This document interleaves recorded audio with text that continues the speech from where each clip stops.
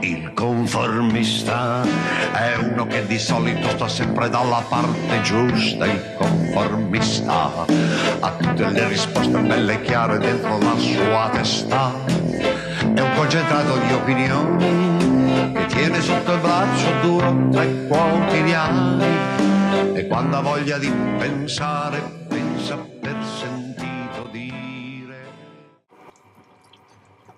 Capire tu non puoi, chiamale se vuoi, emozioni. Ecco qua, Lucio, questa è un'emozione. Mi si ha a polenta taragna, altro che la polenta rapida. La voleva vendermi a casoina, la polenta istantanea, ma si cucina in 5 minuti, non può mai nate. La polenta che vuole un'ora, si chiama polenta, per quello, un'ora che vuole, altro che 5-10 minuti. Corre tutti che corre, dove vai ad andare qua? Anche a fare la polenta e corre. Chi sei può che sono?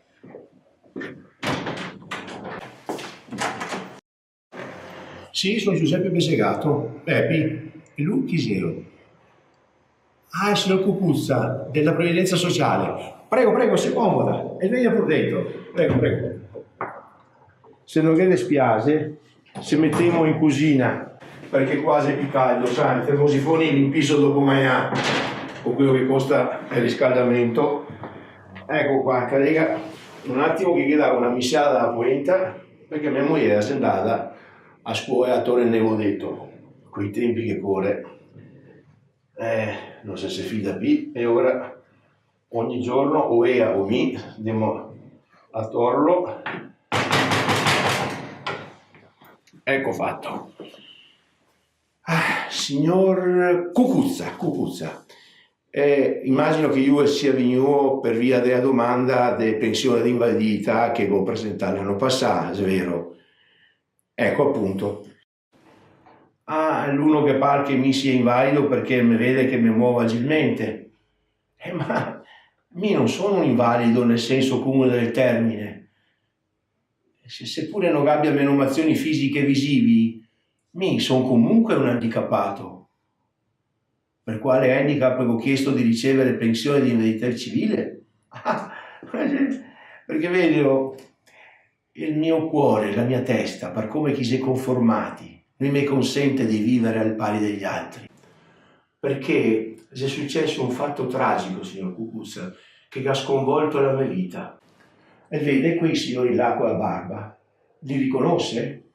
Ecco, questi do qua, insieme a tanti altri, gaffa io. E con loro se fa io il comunismo, signor Cucuzza. Non capisce?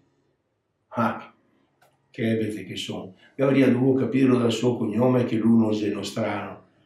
E il fatto è che per me è più facile parlare in dialetto piuttosto che in italiano. Comunque farò il meglio che posso.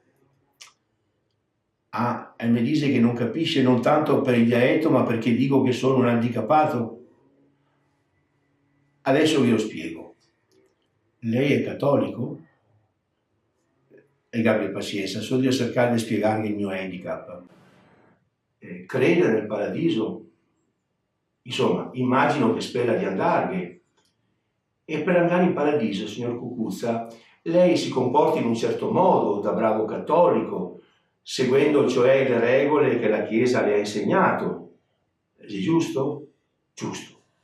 Ora, dopo tanti anni che lui segue queste regole, potremmo dire che lui ormai si comporta da buon cattolico senza nemmeno più pensarci, diciamo per riflesso condizionato?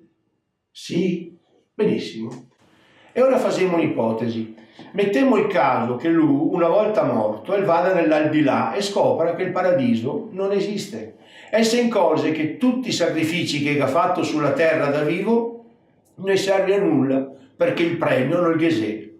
non solo non che sia il premio, non che sia nemmeno la punizione per i cattivi, per quei che delle regole se ne ga ampiamente frega, a differenza sua. E scusa che davo un'altra misciata da poeta. L'avevo capito? A differenza sua. Quindi né premio né punizione, né paradiso né inferno. Ora ipotizziamo che lui possa tornare vivo sulla terra, sapendo che nell'aldilà non c'è niente. Lei cosa farà? E continuerà a comportarsi come prima, seguendo le buone regole del bravo cattolico? Certamente no. Che io faria fare? E lei dice appunto, faccio come mi pare. Ma vedi, dice così, ma è una illusione purtroppo, signor Cucuzza, perché per lui comportarsi da cattolico è un riflesso condizionato, non può farne a meno, continuerà contro la sua volontà a comportarsi come prima. Ora, immagini che tutto questo che capiti non con delle regole che serve a guadagnarsi il paradiso, ma con delle regole che serve a vivere meglio qua, su questa terra.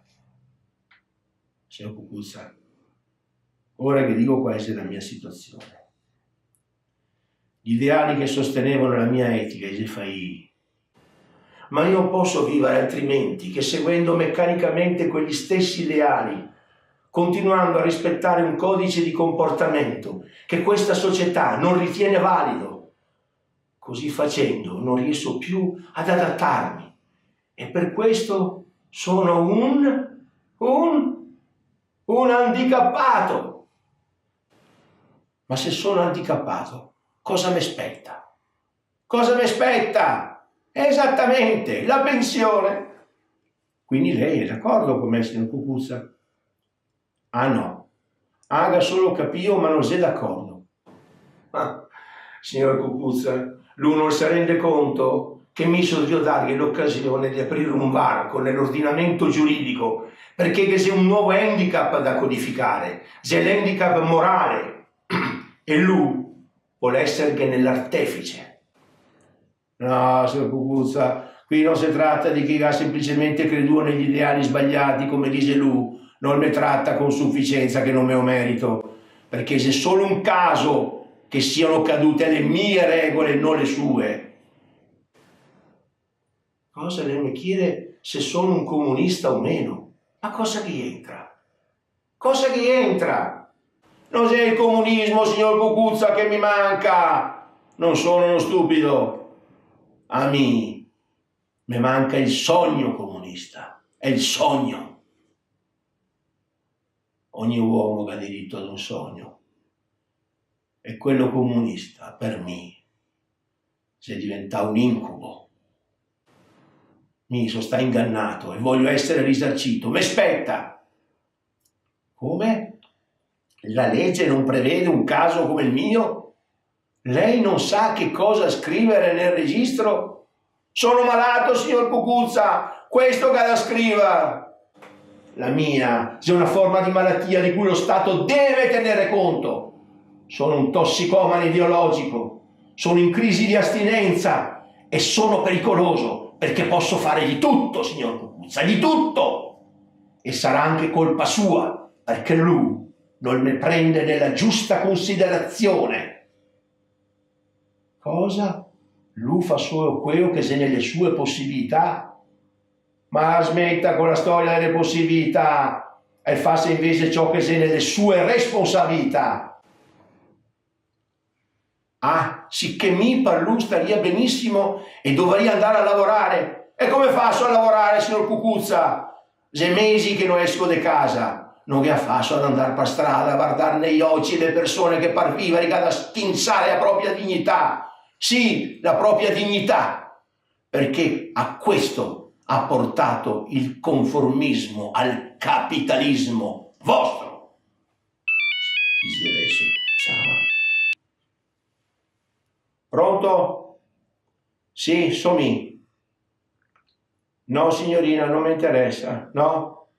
Sì, ma ho capito, la chiama dall'Italia, ma che ha chiamato dall'Italia o dall'Albania, sempre la rottura dei maroni, sì. No, è la quarta volta che vi dico che non mi interessa. Signorina, mi non hago su quea, perché so che è sfruttata. No, non mi interessa. Signorina Gosente, non posso restare al telefono. Ah, mi scusa, metto su. Grazie, buongiorno. Ecco qua. 4 o 5 volte ogni giorno chi cerca di cassarti su qualcosa di nuovo. Mi fa peccare, è sfruttate. Cosa c'è che dire? Che questa è la realtà e che tutti abbiamo da fare i conti con la realtà.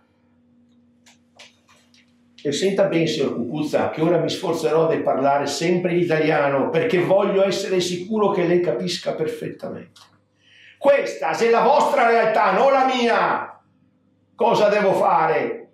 Devo denunciare tutti quelli che andavano in giro con i capelli lunghi e con l'Eskimo. Erano milioni e sono scomparsi. Con chi me la prendo adesso? Con chi me la prendo?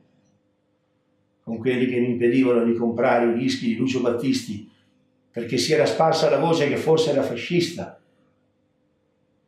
Io lo amavo e mi vergognavo a dirlo.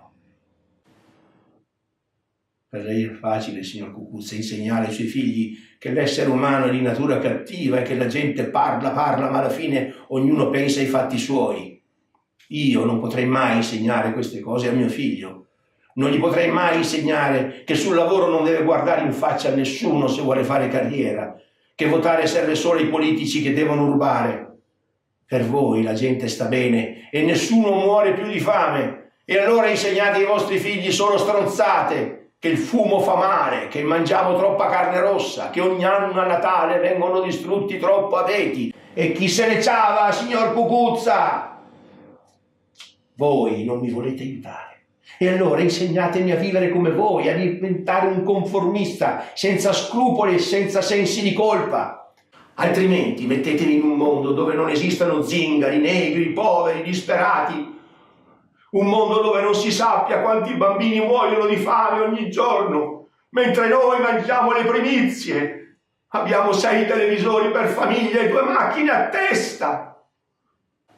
Mandatemi qualcuno che mi dimostri che è sano vivere immersi nelle emissioni di CO2 delle fabbriche che producono miliardi di cose inutili e sotto le nubi dei trattamenti chimici di un'agricoltura sempre più inquinata. Qualcuno che mi dimostri che vivere in questa società del capitalismo è giusto e che la vostra economia è la migliore nonostante le disparità sociali fra poche migliaia di ricchi e miliardi di poveri, nonostante il milione di depressi che ogni anno si suicida, il doppio di quanti ne muoiono nelle vostre guerre scatenate dall'odio e dall'egoismo, dalla sete di potere.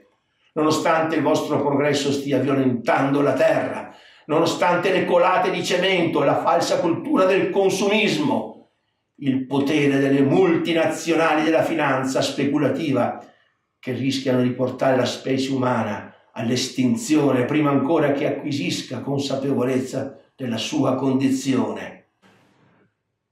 Come dice Osu? E vuole andare via. E per cosa? Perché non vuol più ascoltare quello che ho da dirghe. Ah, beh no, ma prego. Resti comoda. Mi faccio strada, venga. Arrivederci. E si ricordi, signor Cucuzza, che è solo un caso, se sono cadute le mie regole e non le sue, almeno per il momento.